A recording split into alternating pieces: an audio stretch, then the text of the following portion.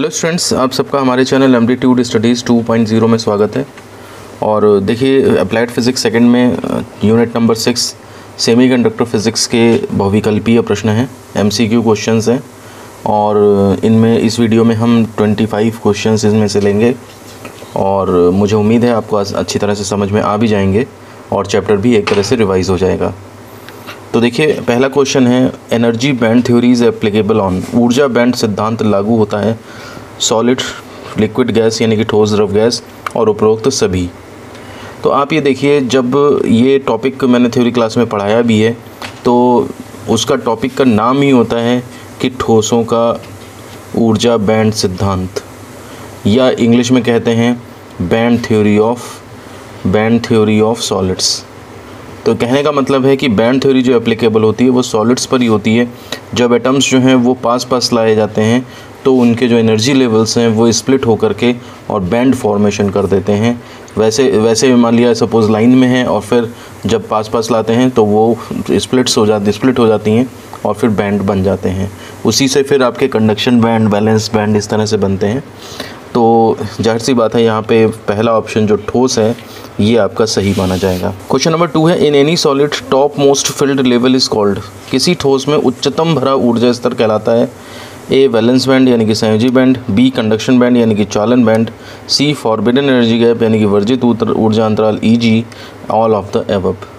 तो देखिए, डेफिनेशन अगर आपको क्लियर है तो इसमें ये बताया गया है कि ये कंडक्शन बैंड है और ये वैलेंस बैंड है और इनके बीच का जो एनर्जी गैप है वो उसको हम ई.जी. फॉरबिडन गैप कहते हैं। और वैलेंस बैंड में क्या होते हैं, वैलेंस इलेक्ट्रॉन्स यानी कि सबसे आउटर मोस्ट वाले जो इलेक्ट्रॉन होते हैं वो वाले इलेक्ट्रॉन यहाँ पर रहते हैं। तो वही है उच्चतम भरा ऊर्जा स्तर, ठीक है ना, टॉप मोस्ट फील्ड लेवल। ये वाले इसमें जो इलेक्ट्रॉन्स हैं ये आपका वैलेंस बैंड कहलाएगा। कंडक्शन बैंड खाली होता है, जब इलेक्ट्रॉन इसमें जाएगा तो वो कंडक्शन करवा सकता है। यहाँ पर रखा हुआ इलेक्ट्रॉन किसी काम का नहीं होता है। किसी काम का नहीं होने का मतलब है कंडक्शन में पार्टिसिपेट नहीं करता है, चालन में पार्टिसिपेट नहीं करता है। तो इसमें वैलेंस बैंड यानी कि हिंदी में इसे हम संयोजी बैंड कहते हैं। तो इसका मतलब यहाँ पर आप देखें तो वैलेंस बैंड यानी कि ए ऑप्शन जो है वो आपका करेक्ट माना जाएगा।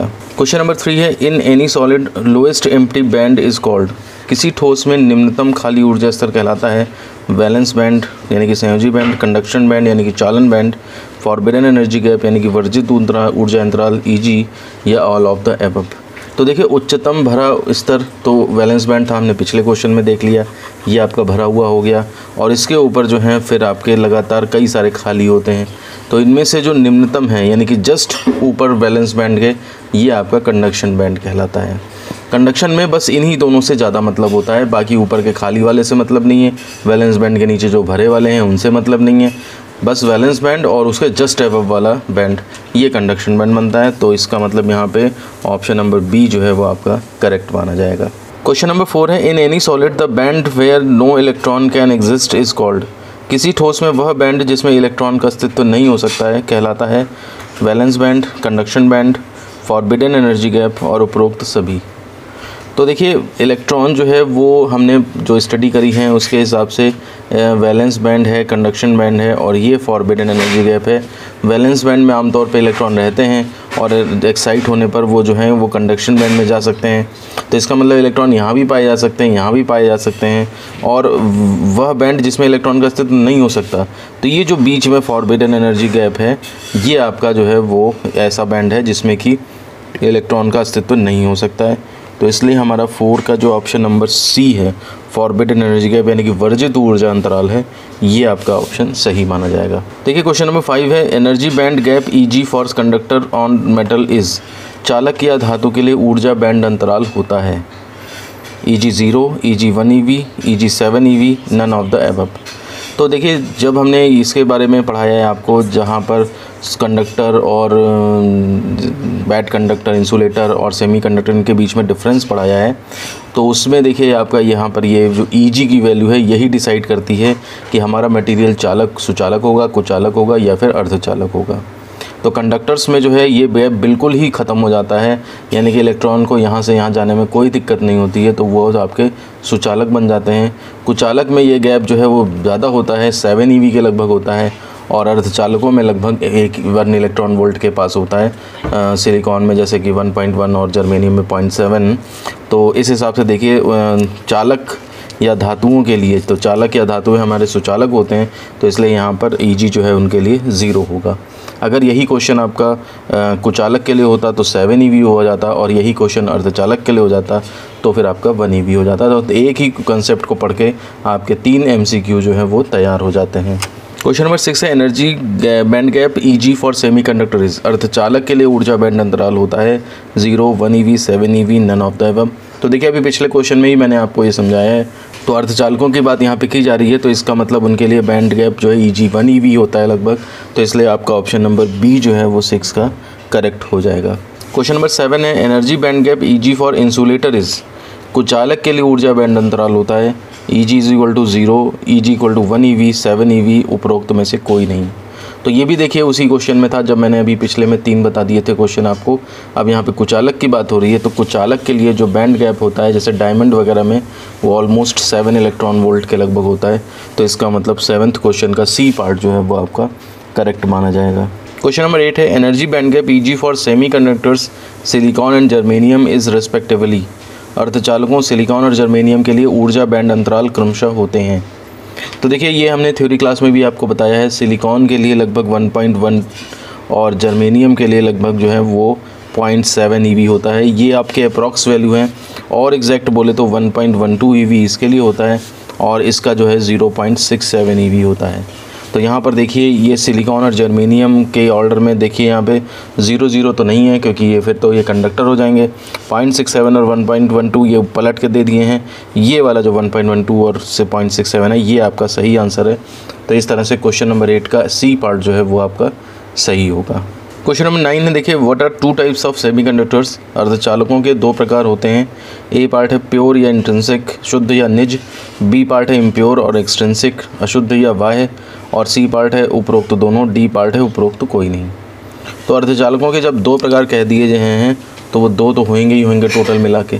तो इसका मतलब ये भी है प्योर शुद्ध यानी कि, और अशुद्ध यानी कि पी टाइप एन टाइप इसके अंदर आ जाते हैं।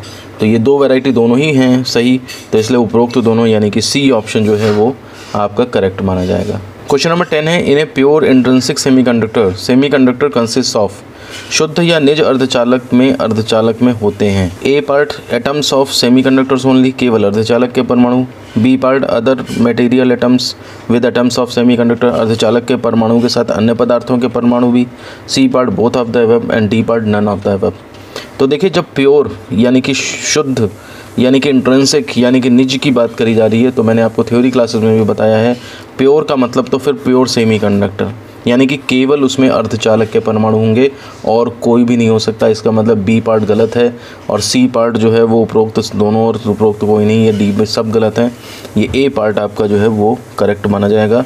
तो इसलिए 10th का ए पार्ट जो है वो सही है।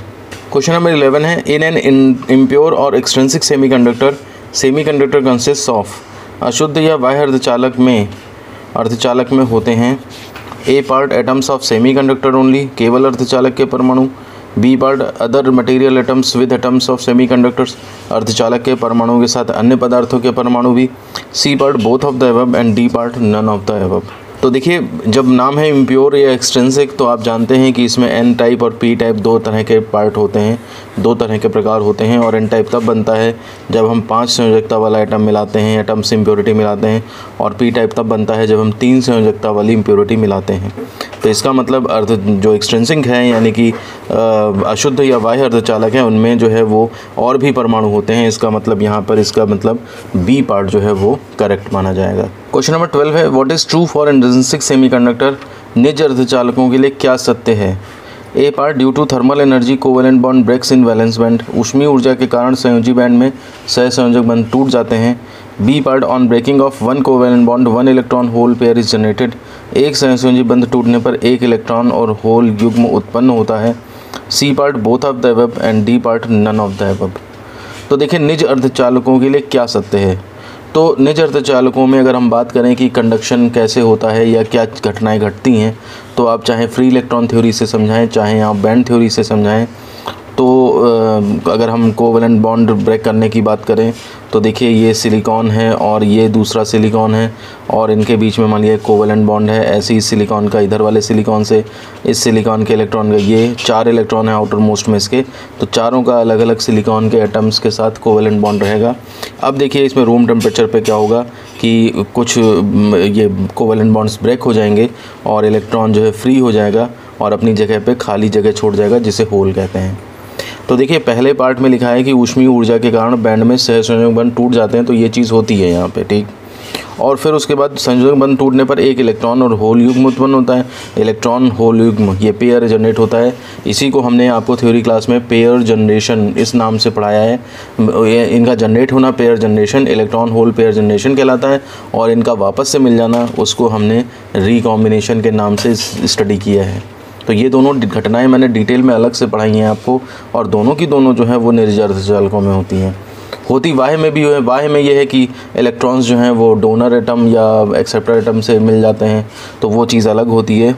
तो इस वजह से यहाँ पे ए और बी दोनों सही हैं। इसका मतलब सी पार्ट उपरोक्त तो दोनों ये जो है वो हमारा सही माना जाएगा। क्वेश्चन नंबर 13 है, देखिए what are free electrons in semiconductors. अर्धचालक में मुक्त इलेक्ट्रॉन क्या होते हैं। A, free electrons are produced due to breaking of covalent bonds in valence bond and these electrons go to the conduction band। मुक्त electron संयोजी बैंड में सहसंयोजक बंध टूटने से उत्पन्न होते हैं तथा इस तरह से उत्पन्न इलेक्ट्रॉन चालन बैंड में चले जाते हैं। बी पार्ट है, free electrons in conduction band can move in entire semiconductor. चालन बैंड के मुक्त इलेक्ट्रॉन पूरे अर्धचालक में गति करते हैं। C part both of the above and D part none of the above. देखिए पुराना ही क्वेश्चन है, बस उसको कोवेलेंट बॉन्ड टूटने को उन्होंने वहाँ पर फ्री इलेक्ट्रॉन थ्योरी के बेस पे बोला था, कोवेलेंट बॉन्ड टूट गया, यहाँ पे इसे बैंड थ्योरी के हिसाब से बोला गया है। तो देखिए बात समझने की है, वो वही चीज़ हम फिर से बोल रहे हैं लेकिन अब की बार हम बैंड थ्योरी के लिए बोल रहे हैं। ये देखिए वैलेंस बैंड है, ये आपका कंडक्शन बैंड है और बीच में ये फॉरबिडन गैप है। अब इसमें ये कह रहे हैं कि सहसंयोजक मुक्त इलेक्ट्रॉन संयोजी बैंड से सहसंयोजक बंध टूटने के उत्पन्न होते हैं तथा चालन बैंड में चले जाते हैं। बिल्कुल सही बात है कि यहाँ से इलेक्ट्रॉन जो है वो कोवेलेंट बॉन्ड ब्रेक हुआ और इलेक्ट्रॉन जो है कंडक्शन बैंड में जंप कर गया। अब कंडक्शन बैंड में जो है वो चालन करवा सकता है। तो देखिए बी पार्ट में लिखा है कि चालन बैंड के मुक्त इलेक्ट्रॉन पूरे अर्धचालक में गति करते हैं, तो ये भी सही है कि ये जो हैं वह पूरे अर्धचालक में गति करते हैं और यही चालन की प्रक्रिया में भाग लेते हैं। तो इसलिए आपका बोथ ऑफ द अबव यानी कि दोनों पार्ट सही हैं, ये भी सही है ये भी सही है, तो इसलिए उपरोक्त दोनों यानी कि सी ऑप्शन जो है वो सही होगा। ऐसे क्वेश्चंस में ध्यान रखा करिए, ए सही दिखा तो ए पे टिक कर दिया, ऐसा मत करिए। ए देख लीजिए और बी सी डी तीनों गलत हों तब जाके आप सही डिसीजन लीजिए, नहीं तो इस क्वेश्चन में जैसे आधे लोग ये गलती कर जाएंगे कि ए को देखा हाँ सही दिख रहा है तो इसी पे टिक मार दिया, बी को देखा ही नहीं, जबकि ए और बी के हिसाब से यहाँ पे उपरोक्त दोनों भी हो सकते थे। तो जिस किसी क्वेश्चन में आप उपरोक्त दोनों ऑप्शन देखें तो फिर आप वो दोनों ऑप्शन ज़रूर देखें कि कहीं दोनों तो नहीं सही हैं। क्वेश्चन नंबर 14 है, what are holes in semiconductor. अर्धचालक में होल या कोटर या विवर क्या होते हैं। A part, hole are produced due to breaking of covalent bonds in valence band and these holes remains in valence band. कोटर या होल संयोजी बैंड में सहसंयोजक बंध के टूटने से उत्पन्न होते हैं तथा इस तरह से उत्पन्न होल संयोजी बैंड में ही रहते हैं। B part, hole in valence band is a place of deficiency of one electron. संयोजी बैंड के होल एक इलेक्ट्रॉन की कमी वाला स्थान होता है। सी पार्ट है both of the above, D part है नन ऑफ द अबव।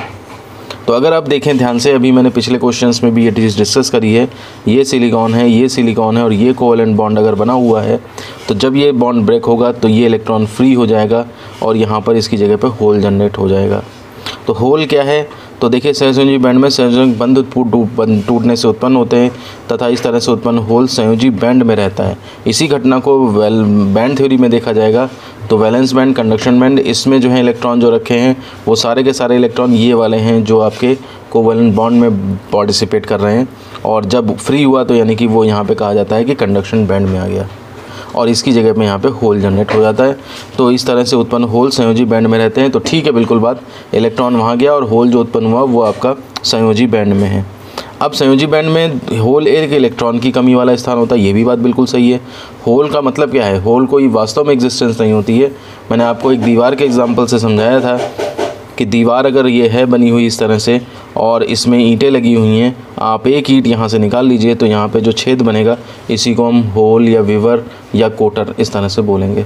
तो आप देखते हैं ए पार्ट भी सही है, बी पार्ट भी सही है, तो इसका मतलब दोनों सही हैं। तो इसका मतलब क्वेश्चन नंबर 14 का सी पार्ट जो है वो आपका करेक्ट हो जाएगा। क्वेश्चन नंबर 15 है on increasing temperature of intrinsic semiconductor conductivity, निज अर्धचालक की चालकता तापमान बढ़ाने पर इंक्रीजेज यानी कि बढ़ती है, डिक्रीजेज यानी कि घटती है, रिमेन्स अनचेंज्ड यानी कि अपरिवर्तित रहती है, and none of the above उपरोक्त में से कोई नहीं।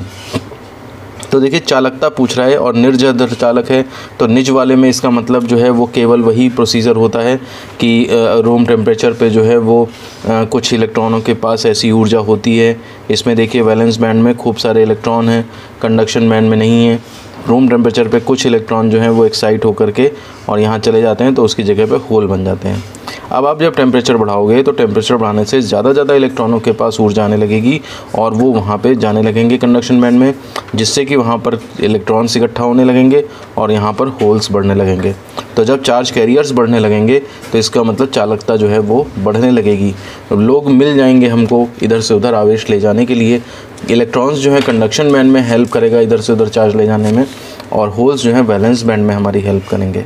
तो इसका मतलब चालकता जो है वो यहाँ पर आपकी बढ़ती है, यानी कि ए पार्ट जो है वो करेक्ट माना जाएगा।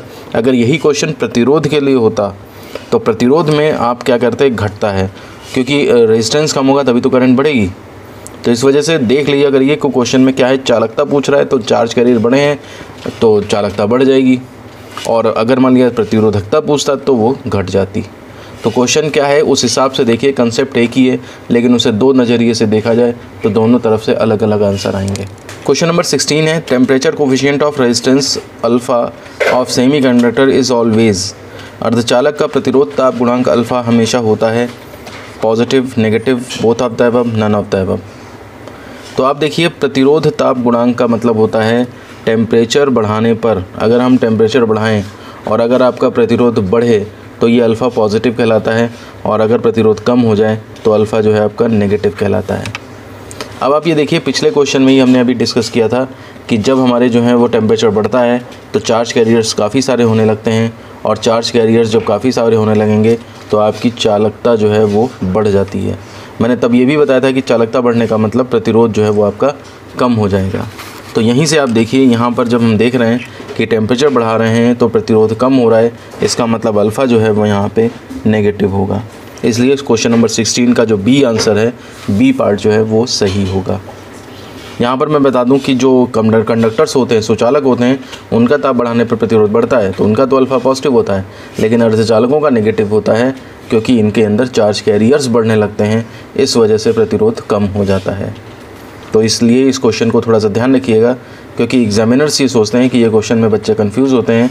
आप उसी चीज़ को ज़्यादा ध्यान से देखिए, और कंसेप्ट्स अगर आपने पढ़े हैं, थ्योरी क्लासेस मेरी ली हैं, तो आपको फिर ये क्वेश्चंस बिल्कुल आसान लग रहे होंगे। एक कहानी में जैसे पूछे जाते हैं क्वेश्चन, कोई आपने फ़िल्म देखी हो और फिर उसमें पूछा जाए कि वहाँ पर उसने क्या कहा था, वहाँ पर क्या कहा था, तो जैसे वो आप उसमें आसानी से आंसर दे सकते हैं, वैसे ही आप इन क्वेश्चंस का भी आंसर दे पाएंगे। क्वेश्चन नंबर 17 है एक्सट्रिंसिक सेमीकंडक्टर्स आर, बाह्य अर्धचालक होते हैं। A part P type semiconductor, N type, and उपरोक्त दोनों, उपरोक्त में से कोई नहीं। तो जैसे कि बाह्य तो वही हुए जिनमें कि इम्प्योरिटी मिलाते हैं, और इम्प्योरिटी दो टाइप की मिला सकते हैं आप, 5 संयोजकता या 3 संयोजकता वाली। 5 संयोजकता वाले से एन टाइप बनता है, एंड 3 संयोजकता वाले से पी टाइप बनता है। तो आपको बिल्कुल ये स्ट्रक्चर बिल्कुल ध्यान रहना चाहिए। तो यहाँ पर देखिए पी और एन दोनों ही आंसर सही हैं, इसका मतलब उपरोक्त दोनों यानी कि सी पार्ट जो है वो यहाँ पे सही हो जाएगा। क्वेश्चन नंबर 18 है P type semiconductors are made up of, P type अर्धचालक बनाए जाते हैं। ए पार्ट है by adding trivalent impurity atoms aluminium, boron, indium, ETC in intrinsic semiconductor, निज अर्धचालकों में 3 संयोजकता वाले अशुद्धि परमाणु एल्यूमिनियम, बोरॉन, इंडियम मिलाने से। बी पार्ट है by adding pentavalent impurity atoms phosphorus, antimony, arsenic in intrinsic semiconductor, यानी कि निर्ज अर्धचालकों में 5 संयोजकता वाले अशुद्धि परमाणु फॉस्फोरस, एंटीमनी और आर्सेनिक मिलाने से बनते हैं।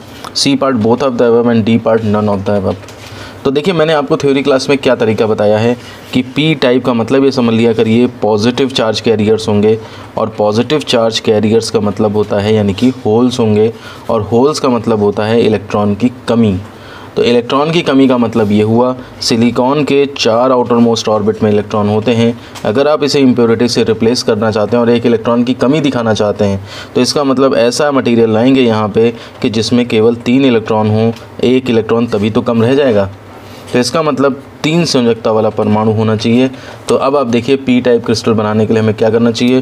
फर्स्ट ऑप्शन में दिया है ट्राईवैलेंट यानी कि 3 संयोजकता, और बी वाले में 5 संयोजकता। आपको पता है 3 संयोजकता होनी चाहिए, इसका मतलब इसका ए ऑप्शन जो है वो करेक्ट माना जाएगा। देखिए अगर आपने थ्योरी क्लासेस नहीं देखी हैं हमारी तो आप चैनल पर विजिट करके उसमें प्लेलिस्ट में देख सकते हैं, और उसके बाद जब आप ये क्वेश्चन करेंगे तो आपको अगर इससे दाएँ बाएँ हट करके भी क्वेश्चन आता है तो उसके भी आंसर कर ले जाएंगे।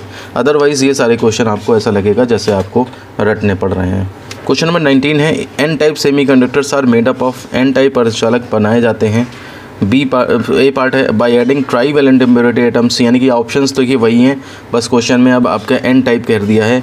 तो एन टाइप मतलब negative type, negative charge carriers का मतलब इलेक्ट्रॉन होंगे, और इलेक्ट्रॉन फ्री कब मिलेगा। सिलिकॉन पे 4 इलेक्ट्रॉन तो रहते ही हैं, अब 1 इलेक्ट्रॉन फ्री भी मिलना है। इसका मतलब ऐसा इम्प्योरिटी एटम मिलाइए कि 4 तो हो ही, साथ में एक एक्स्ट्रा भी यानी कि 5 संयोजकता हो। और देखिए 5 संयोजकता वाला कहाँ है, बी पार्ट में आपको दिख रहा है। इसके लिए 19 का क्वेश्चन नंबर 19 का बी पार्ट जो है वो आपका करेक्ट माना जाएगा। आइए चलते हैं क्वेश्चन नंबर 20 पे। In P type semiconductors are, P type अर्धचालक में A part electrons are majority charge carriers and holes are minority carriers, electron बहुसंख्य आवेशवाहक तथा होल अल्पसंख्यक होते हैं। बी पार्ट में है होल बहुसंख्यक और इलेक्ट्रॉन अल्पसंख्यक होते हैं। C part both of the above, D part none of the above.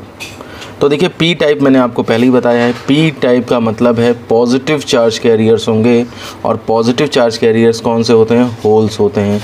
तो इसका मतलब होल्स जो है वो यहाँ पे मेजॉरिटी में होंगे। तो यहाँ पर देखिए इलेक्ट्रॉन बहुसंख्या आवेशवाहक हैं, ये गलत है, होल्स बहुसंख्या आवेशवाहक हैं। इसका मतलब 20 का जो बी पार्ट है वो आपका करेक्ट माना जाएगा। क्वेश्चन नंबर 21 है in N type semiconductors are, N type अर्धचालक में ए पार्ट है इलेक्ट्रॉन बहुसंख्या आवेशवाहक और होल अल्पसंख्यक होते हैं। होल्स बहुसंख्य और इलेक्ट्रॉन में माइनॉरिटी होते हैं। Both of the above, none of the above, बिल्कुल पिछले जैसा क्वेश्चन है। अब आप जानते हैं एन टाइप सेमीकंडक्टर का मतलब है नेगेटिव चार्ज कैरियर्स होंगे, और नेगेटिव चार्ज कैरियर्स कौन होते हैं, इलेक्ट्रॉन्स होते हैं। इसका मतलब ये हुआ जा करके कि इलेक्ट्रॉन्स जो हैं वो मेजॉरिटी में होंगे, होल्स माइनॉरिटी में होंगे, और ये आपको ऑप्शन नंबर ए में दिख रहा है। तो इसके मतलब 21 का ए ऑप्शन जो है वो आपका करेक्ट होगा। क्वेश्चन नंबर 22 है impurity atoms in P type semiconductors are acceptor ions because, P type अर्धचालक में अशुद्धि परमाणु को ग्राही आयन कहते हैं क्योंकि A part it is capable of accepting 1 electron, क्योंकि ये 1 इलेक्ट्रॉन ग्रहण करने की क्षमता रखता है। B part it donates 1 electron to semiconductor, ये अर्धचालक को 1 इलेक्ट्रॉन देते हैं, दान देते हैं। Both of the above and none of the above. तो यहाँ पर आप देखिए जो ये साथ में पी टाइप में होते हैं, पी टाइप में आप ऐसी इम्प्योरिटी मिलाते हैं, पी टाइप में हम ऐसी इम्प्योरिटी मिलाते हैं जिसमें तो 3 संयोजकता वाली होती है, तो एक वैकेंसी आ जाती है जिसे कि होल कहते हैं। अब देखिए होल क्या है, वो 1 इलेक्ट्रॉन ले सकता है। तो एक अगर इलेक्ट्रॉन को ये ले सकता है तो इसका मतलब ये वाला आयन जो है वो आपका ग्राही आयन कहलाएगा, ठीक है ना। तो वही चीज़ पे कह रहे हैं कि पी टाइप अर्धचालकों में अशुद्धि परमाणु को ग्राही आयन कहते हैं, क्यों, तो ये 1 इलेक्ट्रॉन ग्रहण करने की क्षमता रखता है, बिल्कुल सही बात है। होल है इसके पास तो ये 1 इलेक्ट्रॉन को लेने की क्षमता रखता है। यहाँ पर आपका जो है वो ए पार्ट सही है। बी पार्ट में देख लीजिए, उपरोक्त तो दोनों भी लिखा हुआ है ना, तो बी पार्ट भी देख लीजिए, वह ये अर्धचालक को 1 इलेक्ट्रॉन देता है। देता तो कहाँ है, जब 3 हैं, 4 होते, 5 होते, 5वां एक्स्ट्रा होता तब देता ना, तो वो तो वैसा तो है नहीं, तो इसलिए ये इलेक्ट्रॉन लेने की क्षमता रखता है। तो इसलिए ए पार्ट, इसीलिए इसको एक्सेप्टर एटम कहते हैं, यानी कि इलेक्ट्रॉन को एक्सेप्ट कर सकता है। तो क्वेश्चन नंबर 22 का ए पार्ट जो है वो करेक्ट माना जाएगा। क्वेश्चन नंबर 23 है impurity atoms in N type semiconductors are donor ions because, N type अर्धचालक में अशुद्धि परमाणु को दाता आयन कहते हैं क्योंकि ए पार्ट है it is capable of accepting 1 electron, यह 1 इलेक्ट्रॉन ग्रहण करने की क्षमता रखता है। It donates 1 electron to semiconductor, ये अर्धचालक को 1 इलेक्ट्रॉन देता है। एंड सी पार्ट उपरोक्त दोनों, एंड डी पार्ट उपरोक्त में से कोई नहीं। तो देखिए पिछले क्वेश्चन का उल्टा क्वेश्चन है ये। अब बात एन टाइप की हो रही है। तो एन टाइप में इम्प्योरिटी जो मिलाई जाती है वो 5 संयोजकता होती है, यानी कि 1 2 3 4 और एक्स्ट्रा में 1 इलेक्ट्रॉन 5। तो ये 4 इलेक्ट्रॉन तो अलग सिलिकॉन के साथ कोवैलेंट बॉन्ड बना लेते हैं, लेकिन 5वां जो है फ्री हो जाता है। तो ये इसने डोनेट करा है, तो इसलिए इसको हम दाता आयन कहते हैं, या परमाणु को नाम देंगे दाता परमाणु को। इस इलेक्ट्रॉन को मिला करके देखिए तो आपका परमाणु है, और इस इलेक्ट्रॉन को हटा के देखिए तो ये आयन है। तो इसलिए यहाँ पर देखिए कि ग्रहण करने की क्षमता ये तो गलत है, 1 इलेक्ट्रॉन देता है, इसका मतलब बी पार्ट यहाँ पे आपका सही माना जाएगा। क्वेश्चन नंबर 24 है, donor level in N type semiconductors are. N type अर्धचालक में दाता स्तर होता है just above very close to valence band, संयोजी बैंड के ठीक ऊपर तथा संयोजी बैंड के बहुत समीप। B part just below and very close to conduction band, चालन बैंड के ठीक नीचे तथा चालन बैंड के बहुत समीप। C part both of the above and D part none of the above. तो देखिए एन टाइप में आप देखिए कंडक्शन बैंड और वैलेंस बैंड तो होते ही होते हैं। अब जो डोनर मटेरियल मिलाया जाता है, इम्प्योरिटी मिलाई जाती है, तो वो डोनर कहाँ होता है, तो वो याद रखिए हमने बताया आपको just below the conduction band, यहाँ पर आपका डोनर लेवल होता है। रूम टेम्परेचर पे यहाँ से यहाँ इलेक्ट्रॉनों को जाने में दिक्कत है, लेकिन डोनर लेवल से इलेक्ट्रॉन सारे के सारे जो हैं वो कंडक्शन बैंड में भाग जाते हैं। मुझे उम्मीद है अगर आपने क्लास अटेंड करी तो आपको ये थ्योरी याद आ रही होगी। तो यहाँ से आप देखिए कंडक्शन बैंड के ठीक नीचे और बहुत पास होता है। तो यहाँ पर देखिए बी पार्ट में ऐसा लिखा है just below and very close to conduction band, इसका मतलब बी पार्ट जो यहाँ पे है वो आपका सही माना जाएगा। आइए चलते हैं क्वेश्चन नंबर 25 पे, और ये वीडियो का लास्ट क्वेश्चन है। Accepted level in P type semiconductors are. P type अर्धचालक में ग्राही स्तर होते हैं just above and very close to valence band, संयोजी बैंड के ठीक ऊपर तथा संयोजी बैंड के बहुत समीप। B part just below and very close to conduction band, चालन बैंड के ठीक नीचे तथा चालन बैंड के बहुत समीप। C part both of the above and D part none of the above. तो देखिए ये पिछले क्वेश्चन के कंसेप्ट अगर मालूम है आपको तो उसी जैसा है, बस यहाँ पे एन टाइप की बात करी जा रही है। ध्यान दीजिए कंडक्शन बैंड ये हुआ, वैलेंस बैंड आपका ये हुआ, और इलेक्ट्रॉन जो हैं वो यहाँ से यहाँ तक तो थर्मली एजिटेट कम हो पा रहे हैं। जब आप एक्सेप्टर एटम मिला देते हैं तो एक्सेप्टर लेवल यहाँ पे आ जाता है। वैलेंस बैंड के इलेक्ट्रॉन्स जो हैं वहाँ उतनी दूर नहीं जा पा रहे हैं, लेकिन यहाँ पर जो होल होते हैं उनमें जो है वो ये इलेक्ट्रॉन पहुँच जाते हैं, जिसकी वजह से यहाँ पे होल जनरेट हो जाते हैं और ये आपका कंडक्शन में पार्टिसिपेट करते हैं। तो इससे आप ध्यान रखिए कि आपका एक्सेप्टर लेवल कहाँ होता है, वैलेंस बैंड के ठीक ऊपर ज़रा सा दूर पे ये होता है। तो यानी कि संयोजी बैंड के ठीक ऊपर तथा संयोजी बैंड के बहुत समीप, यानी कि ए पार्ट यहाँ पे आपका सही है। तो इस तरह से स्टूडेंट्स 25 क्वेश्चंस हमने इसमें देख लिए हैं। सारे के सारे क्वेश्चंस बहुत इंपॉर्टेंट है और एग्ज़ाम में आने लायक हैं, तो आप इन्हें तैयार करें। और अगर किसी क्वेश्चन में अभी भी कोई प्रॉब्लम रहती है तो आप हमें कमेंट बॉक्स में बता सकते हैं। हम नेक्स्ट वीडियो में उसे और डिटेल में समझाने की कोशिश करेंगे, या फिर कोई छोटा सा डाउट है तो उसे वहीं पे कमेंट में आंसर करके क्लियर कर देंगे। और जो भी स्टूडेंट्स नए हैं इस चैनल पे वो इस चैनल को सब्सक्राइब कर लें और बेल आइकन प्रेस करके ऑल का ऑप्शन सेलेक्ट कर लें, ताकि जो भी यहाँ से वीडियोज़ रिलीज़ हों उनके नोटिफिकेशंस आप तक तुरंत पहुँचें। इस वीडियो को और दोस्तों में भी शेयर करिए, क्योंकि ज्ञान का प्रचार करने से वो फैलता है। और इसी के साथ मैं ये वीडियो ख़त्म करता हूँ। मिलते हैं आपसे नेक्स्ट वीडियो में। धन्यवाद।